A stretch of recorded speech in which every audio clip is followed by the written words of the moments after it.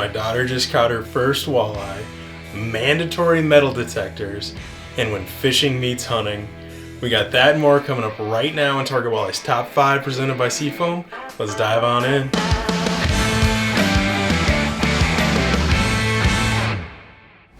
Number 1. So I've got to brag a little bit. I'm a proud dad, lay off me. I took my 4-year-old daughter Maisie walleye fishing the other day, and she finally got to reel in her first walleye ever, and it was a doozy. It was a super thick 27-incher. Now to be fair, I'm the one who set the hook on the fish with a number 9 Rapala Jig and Wrap, rainbow trout color, which catches big ones only. And then I handed the reel off to my daughter, and she cranked that thing in the whole way, and man was it ever making runs and just digging. It's definitely a moment that I will never ever forget. And well, here's what Maisie had to say about it all. That was a really big fish, and I don't like how it poops and pee. Done. Obviously, her personality is as big as the fish she catches, and I wouldn't have it any other way. Congratulations, Maisie, I love you. I'm so stinking proud, man. Number 2. So the only way that my daughter could get more excited about reeling in a fish is if it was a unicorn instead. She's obsessed with them, which I think most little girls are. Now, obviously, reeling in a unicorn seems a little bit far-fetched, but then I was sent this picture from Captain Mike of Brother Nature Charters. That's his nephew, Jordan Huber, with a unicorn walleye. Another one of those things you just can't make up. I believe he caught it somewhere in the Glacial Lakes region of South Dakota, up in that northeastern corner. Just goes to show you just never know, man. My horn can pierce the sky. Number 3. This next one is no joke. Don't laugh! Metal detectors will now be standard in Lake Erie walleye competitions this fall, including the Walleye Slam and the Fall Brawl.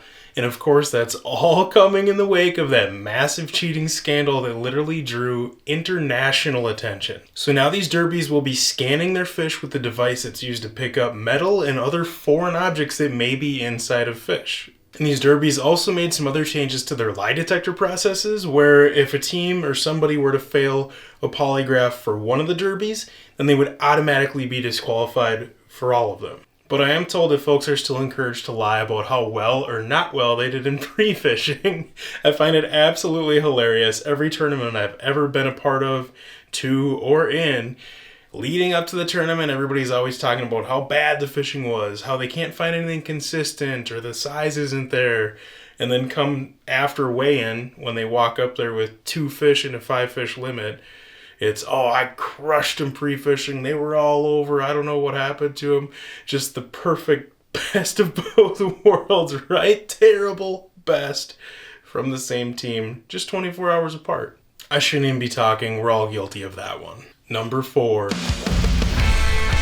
Man, fall is just a brutally busy time of year for a zillion different reasons, and I won't bother you with any of those other reasons other than 2 really important ones. Should I go fall fishing or hunting? Fishing or hunting? Fishing or hunting? Fishing or hunting? Fishing or hunting? Fishing or hunting? Fishing or hunting? Decisions. So, here's a few interesting shots of what happens when you combine the two and fishing and hunting collide. Crazy enough, this screenshot of what appears to be a flooded deer stand way down yonder was actually taken like 10 years ago with Humminbird's down imaging. Can you imagine what it would look like nowadays with mega down imaging?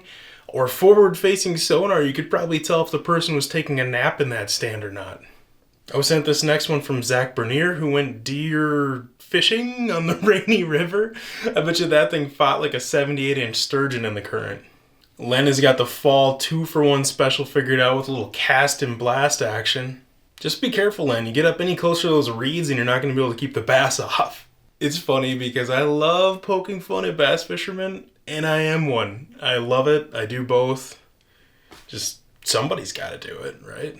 And don't forget to bring your ice fishing sled with to deer camp this year, because it makes hauling your gear, or if you're fortunate enough to get a deer, way easier. Apparently Will Roseberg is a lot smarter than he looks. I'm kidding, man. Sort of. Number 5. Here's some hard proof that dinosaurs do still exist.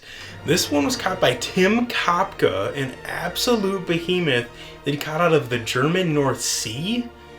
Sea, like saltwater sea, right? If you think that thing's shoulders are impressive, wait till you see its belly.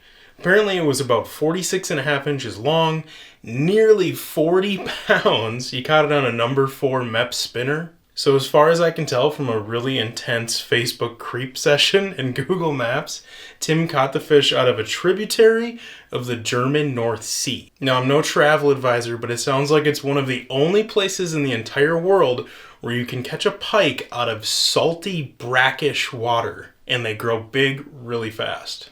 Like I said, he caught that thing on a MEP spinner. So here's another little random factoid for you. Did you know that MEPs actually will buy squirrel tails from you if you happen to have a bunch of extra squirrel tails laying around? Obviously, they use the hair to make spinners and make other baits. But judging by the size of that pike, man, I would just throw some treble hooks on the whole squirrel and get that thing out there. Alright, that wraps up this week's top 5. A big shout out to Seafoam for keeping us running smooth, making this video series possible. If you want more walleye related content like this, sign up for our free emails at targetwalleye.com, and I'll see you back in 7. Thank you for